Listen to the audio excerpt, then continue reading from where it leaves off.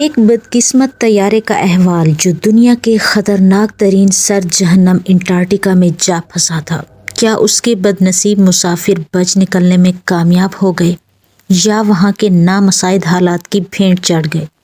جانیے اس لرزہ خیز کہانی میں جو آپ کے ہوش اڑا دے گی۔ شہزاد خان کے قلم سے۔ میڈے میڈے میڈے۔ کیپٹن راحیل فون پر بار بار کسی نزدیک ترین ایئر کنٹرول ٹاور سے رابطہ کرنے کی مسلسل کوششوں میں لگا ہوا تھا، لیکن متعدد بار مدد کے لیے پکارنے پر بھی کسی ایئر کنٹرول ٹاور سے رابطہ نہیں ہو پا رہا تھا۔ جہاز اس وقت دنیا کے سب سے زیادہ سرد ترین مقام انٹارکٹیکا کے نزدیک پہنچنے والا تھا، لیکن فیول ٹینک کی سوئی تھی کہ مسلسل نیچے سے نیچے ہوتی جا رہی تھی۔ اب پتہ نہیں یہ عملے کی لاپرواہی تھی یا کسی اور کی، بہرحال انہیں اس وقت فیول کی اشد ضرورت تھی۔ پونٹا ایرینا ایئرپورٹ بھی انٹارکٹیکا سے کافی ایئرناٹ کے فاصلے پر تھا اور فیول ٹینک کی سوئی یہ بتا رہی تھی کہ انہیں مزید 25 منٹ سے زیادہ دیر تک ہوا میں رہنا ہوگا۔ اس کے بعد لازمی طور پر انہیں کہیں نہ کہیں ہنگامی لینڈنگ کرنا ہوگی، اور یہی وہ خدشہ تھا جسے سوچ سوچ کر کیپٹن راحیل کے ماتھے پر پسینہ آ رہا تھا۔ ظاہر ہے کسی شفاف ایئرپورٹ پر لینڈ کرنا بہت آسان ہوتا ہے، لیکن کسی جمی ہوئی برف کے پلیٹ فارم پر کسی جمبو جیٹ جہاز کو لینڈ کروانا بہت مشکل ہی نہیں بلکہ ناممکن کام ہوتا ہے، جب تک کہ پائلٹ کو اس بات کی یقین دہانی نہ کروائی جائے کہ برف کا پلیٹ فارم ایک بڑے مسافر جہاز کا وزن برداشت کر پائے گا، کیونکہ کئی موقعوں پر ایسی سچویشن میں کئی جہاز ہنگامی لینڈنگ کرتے وقت ٹنوں برف تلے جا سوئے تھے۔ کیپٹن راحیل کو پریشان دیکھ کر پائلٹ بابر بھی بے بسی سے اپنے ہونٹ چبا رہا تھا۔ ظاہر ہے وہ اس صورتحال سے نپٹنے کے لیے کیا کر سکتا تھا۔ اب اگر وہ زندہ بچ کر واپس چلے جاتے ہیں تو پھر ہی اس بات کی تحقیقات کی جا سکتی تھی کہ جہاز کی اڑان سے پہلے اس کے فیول ٹینک کو اچھی طرح چیک کیے بغیر کیسے اڑان بھرنے کی اجازت دی گئی۔ یہ سب تو اسی وقت ممکن تھا جب وہ سب خیریت سے واپس لوٹ جاتے۔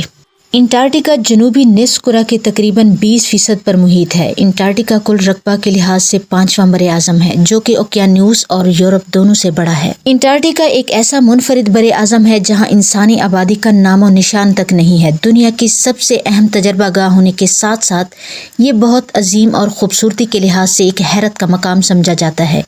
ایک محتاط اندازے کے مطابق دنیا بھر سے تقریباً 30,000 سیاح ہر سال یہاں آ کر اس بات کا تجربہ کرتے ہیں کہ اس عظیم برفانی علاقے میں زندگی کیسے گزرتی ہے۔ انٹارکٹیکا میں لاکھوں سال سے جمی برف کی گہرائی تقریباً 3 میل تک بتائی گئی ہے، اور تقریباً یہ 5.3 ملین مربع میل یا بر اعظم کے تقریباً 97.6% حصے پر محیط ہے۔ ایک اندازے کے مطابق یہ سب سے بڑی برف کی چادر سے ڈھکا ہوا ہے، جس کی وجہ سے برف اپنے اوپر کی ہوا کو بھی ٹھنڈا رکھتی ہے، جس سے انٹارکٹیکا کو ٹھنڈا رکھنے میں مدد ملتی ہے۔ کیپٹن، مجھے تو فکر ہونے لگی ہے، کیونکہ کافی کوششوں کے باوجود ہمارا کسی بھی نزدیک ترین ایئر کنٹرول ٹاور سے رابطہ نہیں ہو پا رہا ہے، اور فیول ہے کہ لمحہ بلمحہ کم ہوتا جا رہا ہے۔ کو پائلٹ بابر نے گھبرائے ہوئے لہجے میں کیپٹن راحیل سے مخاطب ہوتے ہوئے کہا۔ اس کے لہجے میں واقعی ڈر اور پریشانی کے آثار نمایاں تھے۔ بالکل، میں خود بھی یہی سوچ رہا ہوں کہ اگر واقعی میں ہمیں کوئی مدد نہ مل سکی تو ہم کیا کریں گے؟ اس طرح تو ہمارے سمیت تمام مسافروں کی بھی موت یقینی ہے۔ کیپٹن راحیل نے بھی اس کی طرف دیکھتے ہوئے جواب دیا۔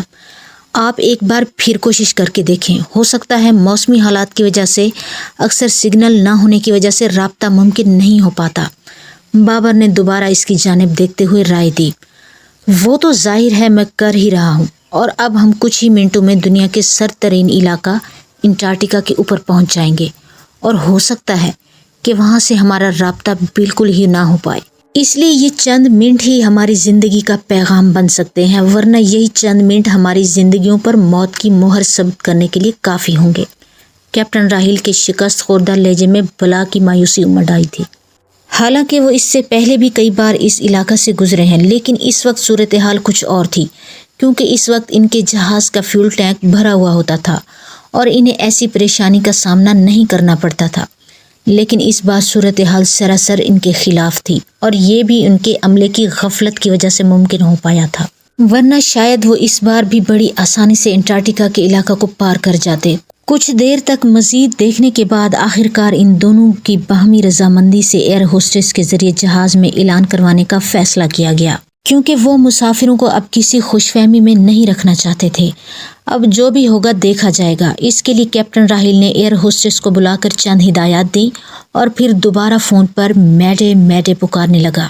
خواتین و حضرات توجہ فرمائیں، میں جہاز کی ایئر ہوسٹس شمائلہ آپ سب سے مخاطب ہوں۔ میں آپ کو بتانا چاہتی ہوں کہ اس وقت ہم دنیا کے خطرناک اور سرد ترین علاقہ انٹارکٹیکا کے اوپر سے گزرنے والے ہیں، اور میں یہ بتاتے ہوئے انتہائی معذرت خواہ ہوں کہ اب میں آپ لوگوں کو ایک ایسی بات بتانے جا رہی ہوں جسے سن کر آپ کو پریشانی کا سامنا کرنا پڑ سکتا ہے۔ ہم آپ سب سے یہ بات چھپا بھی سکتے تھے، لیکن اس وقت جس صورتحال سے ہم گزر رہے ہیں اس میں 50% چانس ہیں کہ ہم خیر و عافیت سے اپنی منزل مقصود تک پہنچ جائیں، کیونکہ جہاز میں اس وقت بہت ہی کم فیول بچا ہے۔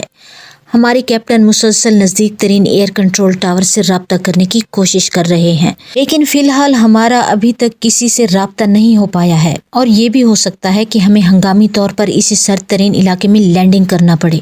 اس لیے آپ سب کو تفصیل بتا دی ہے کہ آپ سب ذہنی طور پر ہر قسم کے حالات کا سامنا کرنے کے لیے تیار رہیں۔ ایئر ہوسٹس نے یہ کہتے ہوئے مائک ایک جانب رکھ دیا۔ ایئر ہوسٹس کی آواز تھی کہ جیسے کسی نے جہاز میں کوئی ایٹم بم لا کر پھینک دیا ہو، اور ہر طرف ایک افراتفری سی پھیل گئی۔